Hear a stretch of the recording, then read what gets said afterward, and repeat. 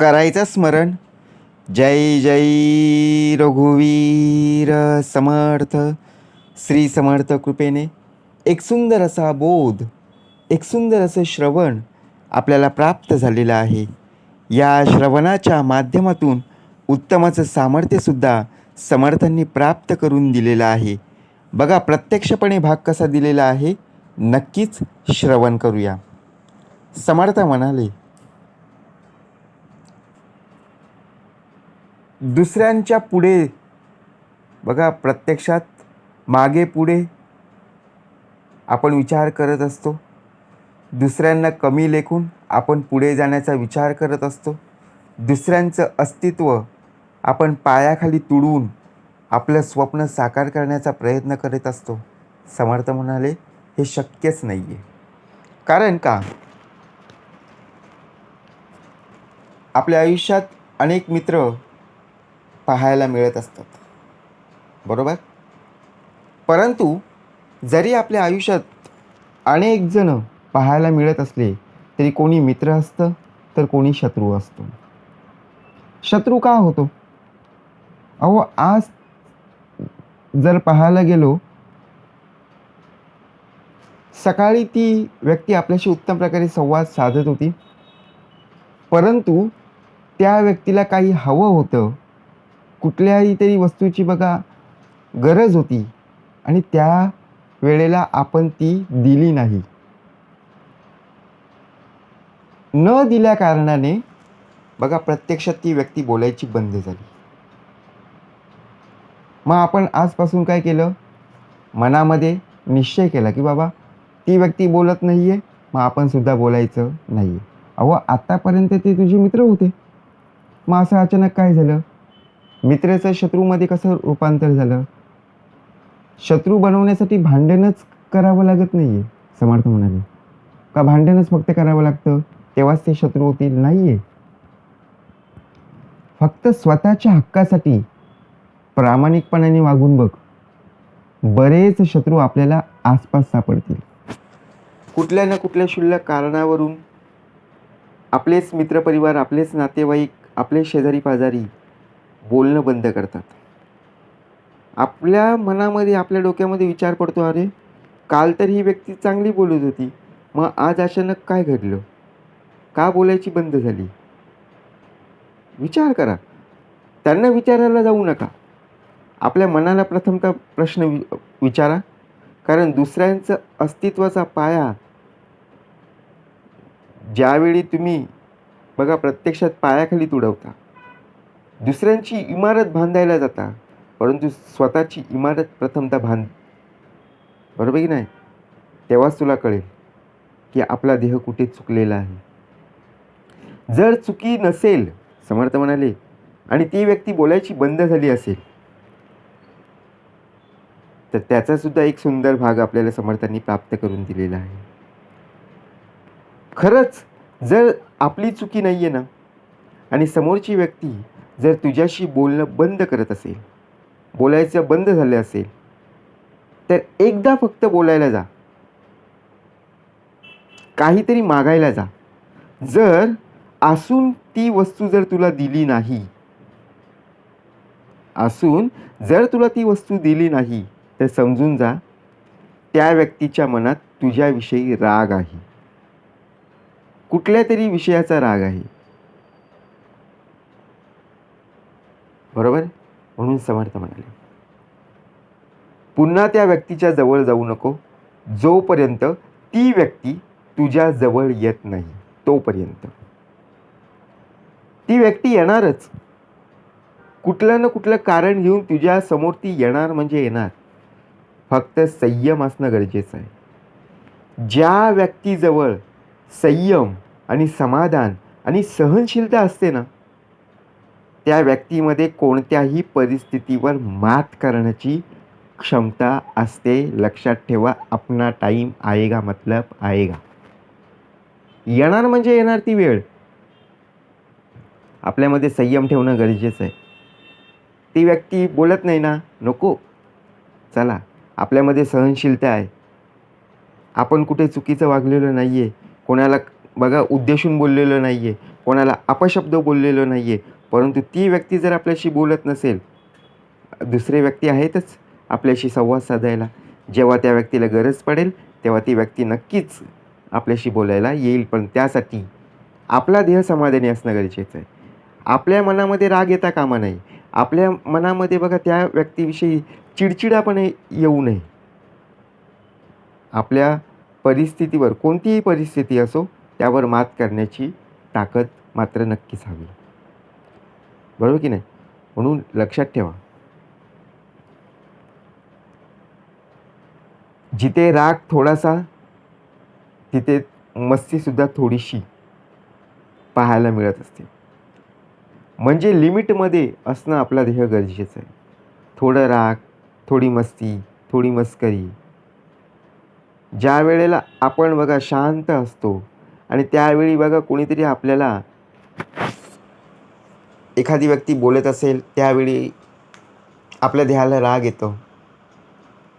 मग लगेच आपली सहनशीलता जी असते ना, ती बघा ओव्हर होते. आपला देह मर्यादा बाहेर पडतो. कारण का, एक प्रकारे लिमिट असणं गरजेचं आहे. आपल्या जीवनात थोडंसं हसणं, थोडंसं रडणं हे पाहिजेच हो. कारण आपला चेहरा पाहताच क्षणी काही लोकांच्या चेहऱ्यावर हसू असतं, तर काही लोकांच्या चेहऱ्यावर रडू असतं, दुःख असतं.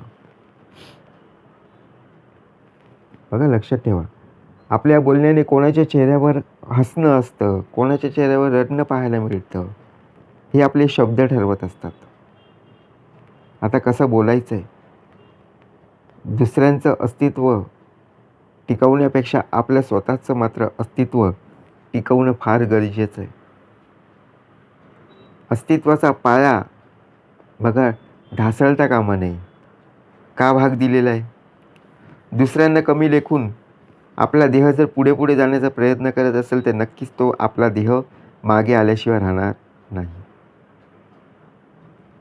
म्हणून आयुष्यात कोणी रागावलं, कोणी चिडून बोललं, बोलू दे. भावना समजून घे. बरोबर की नाही? कारण चांगले विचारच आपल्याला चांगले जीवन जगायला भाग पाडत असते. कारण अनोळखी व्यक्ती ही खूप जवळची होऊन जाते. आपल्या बाबतीत सुद्धा असं होतं. आपल्याच नातेवाईकांशी बोलणं खूप कमी प्रमाणात होत असतं. परंतु एखादी अनोळखी व्यक्ती ज्यावेळी आपल्याला भेटते, त्यावेळी आपल्या नातेवाईकांपेक्षा, आपल्या शेजारी पाजारी असणाऱ्या लोकांपेक्षा आपण अनोळखी व्यक्तींशी जास्त संवाद साधत असतो. असं का होतं? कारण मनामध्ये कुठलाही स्वार्थ नसतो. बरोबर की नाही? कुठलाही बघा प्रत्यक्षपणे लोभ, अभिमान नसतो. आपण सर्रासपणे त्या गोष्टी बोलून जातो आणि बोलायला गेलं तर शब्दही कमी पडतात. यालाच तर खरं मैत्रीचं नातं म्हटलं गेलं आहे ना. आपण जर आपल्या नातेवाईकांशी बोलायला गेलो, तर बघा आपल्याला असं वाटतं की नातेवाईक आपल्याला वेड्यात काढतील. शेजारी पाजाऱ्यांना गेलो, तर बघा शेजारी आपल्याला अपमानित करतील. परंतु अनोळखी व्यक्तीशी बोलायला गेलो, तर आपल्याला बघा प्रत्यक्षात मान, सन्मान, आदर मिळेल. म्हणून नातं इतकंही पारदर्शक असू नये की समोरच्यानं मनातल्या मनात केलेली फसवणूकही आपल्याला आरपार दिसावी. आता नातं घट्ट असावं, बरोबर की नाही? परंतु विचार जर केला तर प्रत्यक्षात या जगामध्ये सर्वात मोठी संपत्ती ते म्हणजे आपली बुद्धी, आपलं मन. आणि सर्वात चांगलं कष्ट करण्याची तयारी म्हणजे आपलं धाडस, आपला आत्मविश्वास. हे आपल्या आयुष्यात असणं गरजेचं आहे. आपण आजारी असलो, बघा आजारी असल्यावर आपण गोळ्या औषधे घेतो. परंतु निरोगी आयुष्यात आपल्याला उत्तम प्रकारे आयुष्य मिळावं, यासाठी आपल्याला सर्वात महत्त्वाचं औषध ते म्हणजे आपल्या चेहऱ्यावरती हसणारं हसणं. हे विनामूल्य आहे. ते असणं खूप गरजेचं आहे. कारण रक्ताची नाती जन्माने मिळतात. मानलेली नाती मनाने जुळतात. परंतु नाती नसतानाही जी मैत्री जुळत असते त्या रेशमी बंधनांना मैत्री म्हणतात ना. समर्थ म्हणाले, पैसा ही एक अशी गोष्ट आहे, एकदा गेली बघा, एकदा हातातली बनलं निघून गेली, पुन्हा ती बनलं परत त्या नोटा आपल्या आयुष्यात येतील. परंतु आपली इज्जत असो किंवा आपली वेळ असो पुन्हा कदापि येणार नाही. लक्षात ठेवा. आपल्याला काय कमवायचं आहे, आपल्या आयुष्यात आपण कोणाला महत्त्व देऊ हे स्वतःहून पाहणं गरजेचं आहे. बरोबर की नाही. ज्याच्या खिशात पैसा त्याला आपण महत्त्व देतो, परंतु ज्याच्याजवळ माणुसकी आहे त्याला आपण कमी लेखतोय.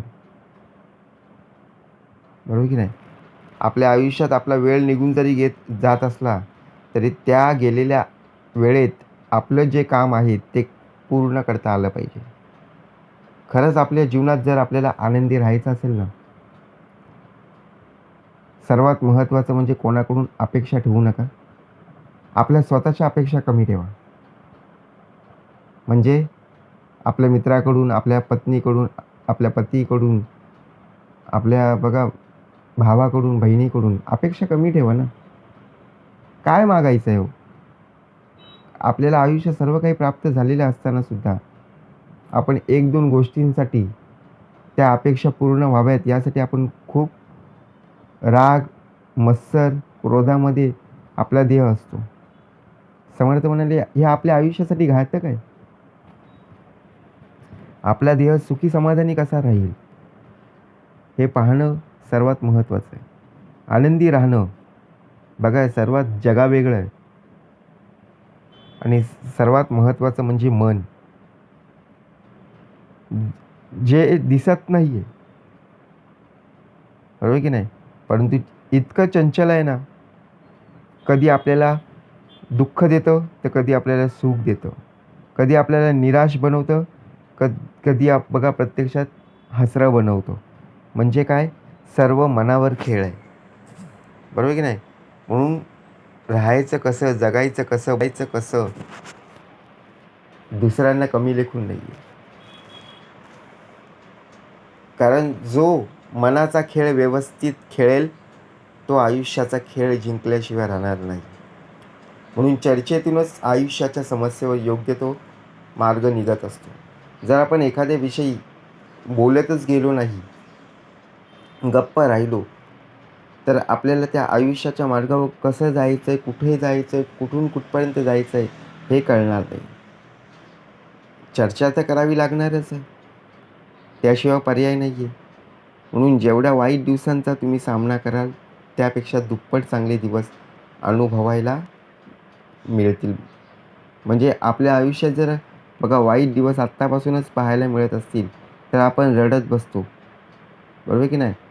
परंतु काहीच नाही. समर्थ म्हणाले, आज जर तुझ्या वाटेला दुःख असेल तर उद्याच्या दिवसाला तुझ्या वाटेला नक्कीच सुख आल्याशिवाय राहणार नाही. म्हणून वाईट दिवस कमी असतात, चांगले दिवस खूप असतात. परंतु वाईट दिवस जेव्हा येतात ना, त्यावेळी एक एक क्षण बघा एक एक वर्षासारखा वाटत असतो. म्हणून समर्थ म्हणाले, वेळ गेल्यावर रडत बसण्यापेक्षा जे प्रामाणिकपणाने तुला नातं निभावायचं आहे, रडत न बसणं बघा, उत्तम प्रकारे नाती जोडणं फार महत्त्वाचं आहे. म्हणून जीवनात जेव्हा आपण खराब वेळेतून जात असतो तेव्हा आपण स्वतःहून नक्की विचार केला पाहिजे की आपला देह नक्की कुठे चाललेला आहे. म्हणून स्मरण असणं, नामस्मरण असणं का आवश्यक आहे? कारण कलियुग आहे. या कलियुगामध्ये नामस्मरणाची ताकद काय आहे, मिळणारं सामर्थ्य काय आहे हे अनुभवातून ये प्रत्यक्षात. जय जय रघुवीर समर्थ.